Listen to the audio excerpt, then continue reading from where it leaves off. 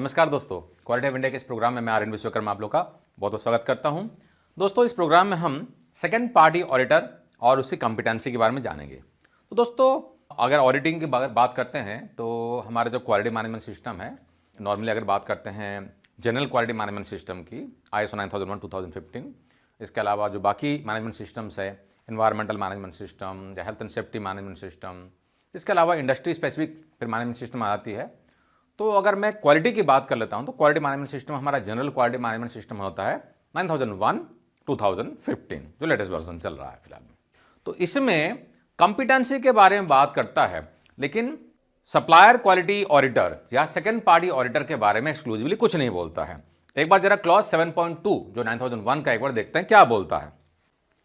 तो यहां पर हम जो देख रहे हैं ये 7.2 क्लॉज है, कॉम्पिटेंसी के बारे में है। तो ये नॉर्मल कॉम्पिटेंसी है, मतलब किसी भी तरह कंपनी को अप्लाई करता है। यहां पर इंटरनल ऑडिटिंग के बारे में कहीं एक्सक्लूसिवली बात नहीं करता है। तो इंटरनल ऑडिटिंग की जब बात ही नहीं करता है तो इसमें तो first party, second party, third party कुछ मतलब ही नहीं बनता है, ठीक है ना।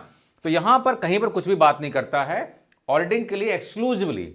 यहां पर जनरलाइज सेंस में बात करता है कि determine the necessary competency of person doing work under its control, कि आप कंट्रोल में जो भी लोग काम कर रहे हैं उनके लिए क्या कॉम्पिटेंसी चाहिए जो परफॉर्मेंस को अफेक्ट करता है QMS की। और एनवायरमेंट मैनेजमेंट सिस्टम में वो EMS हो जाएगा, हेल्थ सेफ्टी में ये ऑक्यूपेशनल हेल्थ एंड सेफ्टी हो जाएगा। तो फोकस बदल जाता है अलग अलग मैनेजमेंट सिस्टम में, ठीक है ना, पॉइंट रिमेनिंग द सेम। तो यहां पर कहीं पर भी ऑडिटिंग के बारे में बात नहीं करता है, क्या कॉम्पिटेंसी होनी चाहिए, और हमारा जो सेकंड पार्टी ऑडिटर होता है उसके बारे में कहीं बात नहीं करता है। तो सेकंड पार्टी ऑडिटर के लिए एक्सक्लूसिवली रिक्वायरमेंट जो दी गई है वो IATF 16949 में क्लॉज नंबर 7.2 जो है, तो 7.2 जो क्लॉज है ये बात करता है हमारा एक्सक्लूसिव रिक्वायरमेंट जो है सेकंड पार्टी ऑडिटर के लिए, ठीक है ना। अब हम जो बोल रहे हैं सेकंड पार्टी, ये पार्टी क्या होता है ये जरा समझ लेते हैं पहले, उसके बाद में इनकी रिक्वायरमेंट को हम समझेंगे। तो दोस्तों, ऑडिटिंग जो होती है, अगर हम लोग सिस्टम ऑडिट की बात करें तो सिस्टम ऑडिट में नॉर्मली 3 तरह के ऑडिट होते हैं, first party, second party and third party. मैं इसको जरा एक बार लिख देता हूं, फर्स्ट पार्टी, फिर उसके बाद आता है सेकंड पार्टी और फिर आता है थर्ड पार्टी, है ना। यानी कि 3 तरह के ऑडिट हो जाएंगे, फर्स्ट पार्टी, सेकंड पार्टी और उसके बाद में आ जाएंगे थर्ड पार्टी। तो फर्स्ट पार्टी हो गया, सेकंड पार्टी हो गया, थर्ड पार्टी हो गया। तो 3 तरह के हमारे ऑडिट हो गए। फर्स्ट पार्टी जो होता है ये हमेशा इंटरनल ऑडिट कहलाता है, यानी कि अंदर के लोग इंटर डिपार्टमेंटल ऑडिट करते हैं, ठीक है। सेकंड पार्टी में क्या होता है, ये जो ऑडिट होता है ये ऑडिट होता है between customer and supplier having some business relationship, ठीक है। तो आप अगर अपने सप्लायर का ऑडिट करने के लिए गए, सेकंड पार्टी ऑडिट हो जाएगा। अगर आपका कस्टमर आपके यहां पर ऑडिट करने के लिए आया तो वो भी सेकंड पार्टी ऑडिट हो जाएगा, ठीक है। तो फर्स्ट पार्टी, सेकंड पार्टी। और थर्ड जो होता है हमारा थर्ड पार्टी ऑडिट, ये बेसिकली होता है सर्टिफिकेशन ऑडिट, यानी कि जो सर्टिफिकेशन बॉडी रहती है वो आके आपके यहां पर ऑडिट करेंगी और कंप्लायंस वगैरह चेक करने के बाद में कंपनी को सर्टिफाइड करती है पर्टिकुलर स्टैंडर्ड के लिए। 9001 हो गया, 14 हो गया, 45 हो गया, जो भी है उसके लिए सर्टिफाई करेगी। तो ये हो गया हमारा first party, second party and third party, ठीक है ना। तो हमारा फोकस जो रहेगा अभी ये रहेगा सेकंड पार्टी ऑडिट के लिए, यानी कि सप्लायर और कस्टमर के बीच में होने वाला ऑडिट के लिए। तो इसके लिए क्या रिक्वायरमेंट है, यानी कि अगर आप अपने सप्लायर का ऑडिट करने के लिए जाना चाहते हैं, अगर आप सेकंड पार्टी ऑडिटर बनना चाहते हैं तो क्या क्या कंपिटेंसी आप में होनी चाहिए। एक बात और याद रखिएगा, 9001 जो है कंपिटेंसी में क्या बात करता है ये भी जरा देख लेते हैं। तो दोस्तों, अगर 9001 की अगर बात करें तो 9001 में आप देख सकते हो यहां पर कंपिटेंसी बोलता है एजुकेशन, ट्रेनिंग और एक्सपीरियंस। तो कोई भी कंपिटेंसी हो, अगर आप ऑडिटर कंपिटेंसी भी अगर आप एस्टैब्लिश करना चाहते हैं तो बेस्ड ऑन 3 पॉइंट है ना, 3 फैक्टर्स, एजुकेशन, ट्रेनिंग और एक्सपीरियंस, कि बंदे के पास में एजुकेशन है कि नहीं है, आपने कुछ डिफाइन किया होगा, आपको डिफाइन करना है बेसिकली। फिर क्या क्या ट्रेनिंग उसको लिया हुआ होना चाहिए और क्या कितना एक्सपीरियंस उसको होना चाहिए कहाँ का, उसके हिसाब से आप उसे कंपिटेंसी वगैरह डिफाइन करेंगे। और ये ऑडिटर के लिए भी लागू होता है, हर एक एरिया के लिए। तो हम फिलहाल फोकस कर रहे हैं ऑडिटर के हिसाब से, ठीक है ना। तो ये मेरा पॉइंट क्लियर हो गया, आगे बढ़ते हैं। तो अब अगर बात करते हैं हम लोग सेकंड पार्टी ऑडिटर की, तो ये तो बन गया मेरा एक्सक्लूसिव रिक्वायरमेंट IATF 16949 की। तो इसमें जो क्लॉज है हमारा 7.2.4, ठीक है ना, ये बात करता है सेकंड पार्टी ऑडिटर की कॉम्पिटेंसी की एक्सक्लूसिवली। इसमें क्या बोलता है, second party auditors to meet customer specific requirement for auditor qualification, यानी कि कस्टमर का और ऑर्गेनाइजेशन स्पेसिफिक रिक्वायरमेंट जो है उसको वो भी पता होना चाहिए। ये भी इसके अंदर की रिक्वायरमेंट है, क्योंकि अगर आप ऑडिट करने के लिए जा रहे हैं और कस्टमर आपका जो है उसकी रिक्वायरमेंट पता नहीं है, क्योंकि कस्टमर की रिक्वायरमेंट आपकी जो बनेगी वो आपके सप्लायर पर भी लागू होती है, तो आपके कंपनी के खुद की जो रिक्वायरमेंट है प्लस आपके जो कस्टमर की रिक्वायरमेंट है, दोनों की रिक्वायरमेंट को आपके सप्लायर पर लागू होता है। एक एग्जांपल देकर समझाता हूं।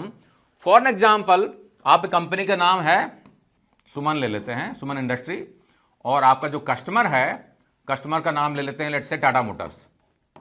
ठीक है, टाटा मोटर्स हो गया आपका कस्टमर, और आपका जो सप्लायर है वो हो गया लेट्स से मनोज इंडस्ट्री कर देते हैं इसको। ठीक है, तो मनोज इंडस्ट्री आपका हो गया सप्लायर और आपका कंपनी हो गया सुमन इंडस्ट्री, कस्टमर आपका हो गया टाटा मोटर्स।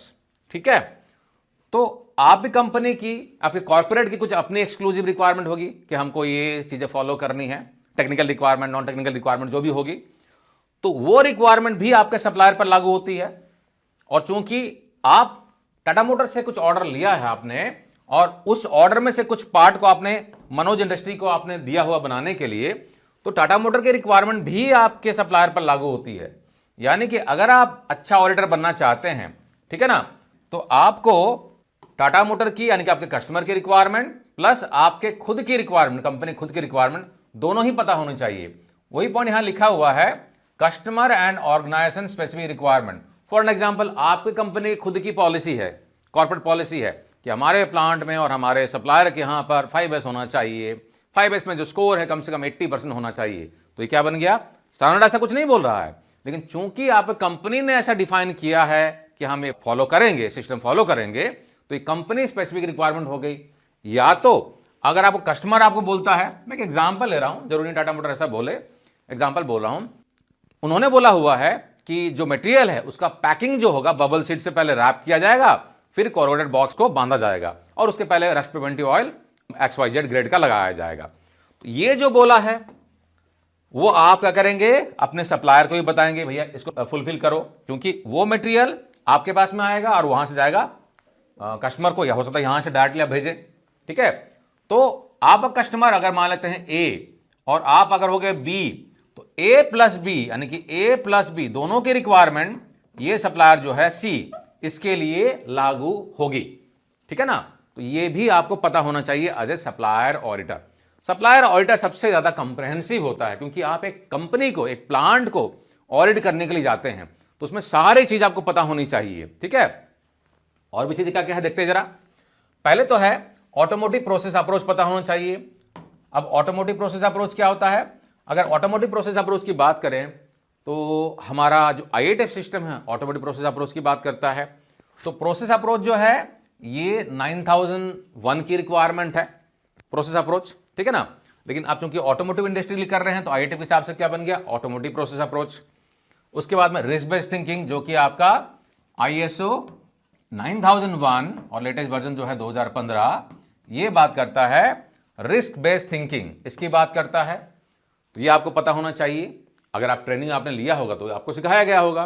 ठीक है, इसके बाद में ये हमने डिस्कस कर लिया, कस्टमर और ऑर्गेनाइजेशन स्पेसिफिक रिक्वायरमेंट दोनों आपको पता होने चाहिए अपने सप्लायर के ऑडिट करने के लिए। उसके बाद में 9001 और IATA 16949 इनकी सारे क्लॉजेस, उसकी रिक्वायरमेंट आपको पता होना चाहिए, तो उसके लिए भी आप ट्रेनिंग लीजिए।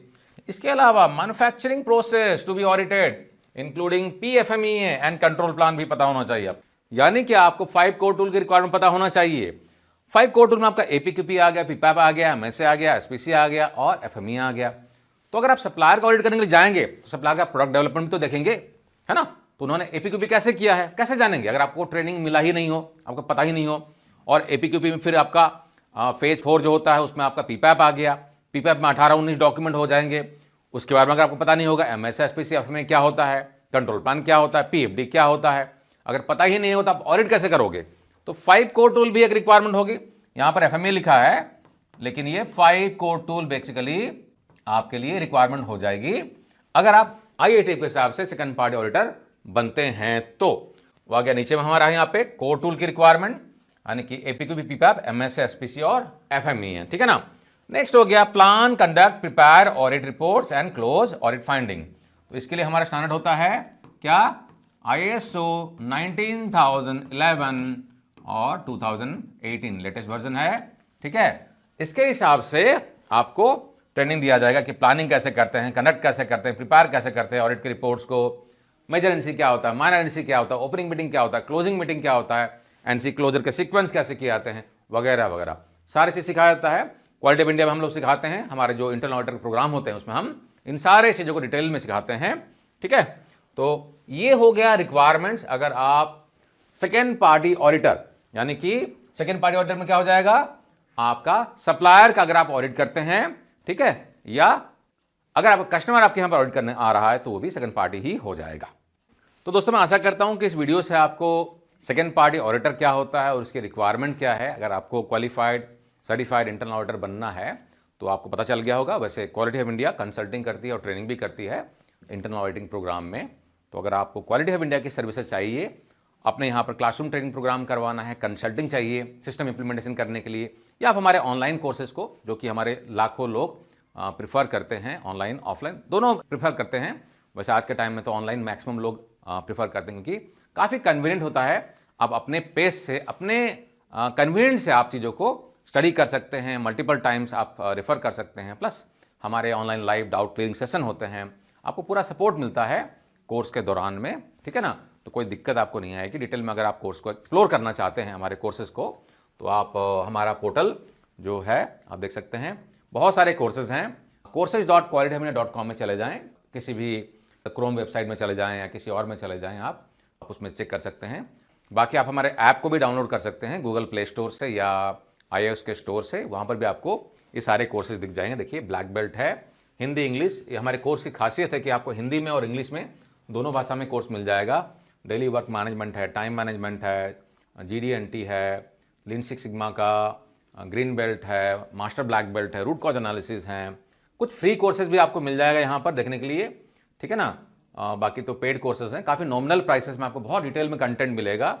सर्टिफाइड इंटरनल ऑडिटर, देखिए अभी जो बात कर रहा था, डिटेल में अगर आपको एक्सप्लोर करना है, क्लिक करोगे आप तो ये खुल जाएगा और इसका कंटेंट आपको सारा दिखेगा यहाँ पे, ठीक है। देखिए रेटिंग कितना अच्छा मिला है, 975 लोगों ने इसको रेटिंग किया, 5 स्टार रेटिंग मिला है और ये कोर्स हिंदी में है, ठीक है ना। कोर्स का एक्सेस पीरियड भी दिखा रहा है, 365 दिन के लिए एक्सेस पीरियड है, मतलब 1 साल के लिए आपको एक्सेस मिलता है। तो साल भर के लिए आप इसको जितनी बार चाहें उतनी बार वीडियो मॉड्यूल को देख सकते हैं। Plus live doubt clearing session हर वीक में होता है, तो उसको भी आप अटेंड कर सकते हैं। कोई भी क्वेरी होती है आप उसको रिजॉल्व कर सकते हैं। प्राइसेस काफ़ी नॉमिनल हैं, आप मल्टीपल कोर्सेज को कार्ट में ऐड कर सकते हैं। सारे डिटेल में इंस्ट्रक्शंस आपको मिल जाएंगे और कोर्स का करिकुलम अगर आपको देखना है तो वो भी मिल जाएगा आपको, ठीक है ना। ये देखिए कोर्स का करिकुलम आ गया, क्या क्या है कंटेंट कोर्स में, आपको सारा चीज़ दिख जाएगा यहाँ पे, बहुत डिटेल में कंटेंट आपको सारा मिलेगा। और एडिशनल रिसोर्सेज में आपको PDF फाइल मिलेंगे, ई-बुक मिलेगा, फॉर्मेट मिलेगा, आप इसको भी रेफ़र कर सकते हैं। ओवरऑल में हमारे जो लर्नर्स हैं सारे कोर्सेज को मिला दे तो 4.9 स्टार का रेटिंग मिला, बहुत बढ़िया है। और उसके बाद में देखिए गूगल रिव्यू का जो स्कोर हमारा है या रेटिंग जो है वही 4.9 स्टार का है। ट्रस्ट पायलट का रेटिंग 4.5 स्टार का है, बहुत बढ़िया है। और काफ़ी सारे हमारे कॉर्पोरेट क्लाइंट्स हैं जो कि हमारे साथ में जुड़े हुए हैं और कोर्स की संख्या जो है 100+ है। कैरियर बेनिफिट तो खैर मिलेगा ही मिलेगा, उसमें कोई डाउट नहीं है। तो उसको आप लेट ना करें, आप एक्सप्लोर करें। किसी भी तरह का डाउट होने पे आप हमारे कॉन्टैक्ट नंबर पे हमें, हमारी टीम को कॉन्टैक्ट कर सकते हैं। और वीडियो अगर पसंद आया दोस्तों, इसे लाइक करना ना भूलें और इसका लिंक अपने दोस्तों साथ में, अपने कलीग के साथ जरूर शेयर करें ताकि वो भी हमारे साथ में जुड़ें और उनके कैरियर के लिए भी आप एक कैटलिस्ट बने, उनको सपोर्ट करें, है ना, ताकि उनको भी सीख के आगे बढ़ने के लिए कोई जरिया मिले। तो हमारे साथ बने रहेंगे दोस्तों, बहुत बहुत धन्यवाद। टेक केयर दोस्तों, जय हिंद।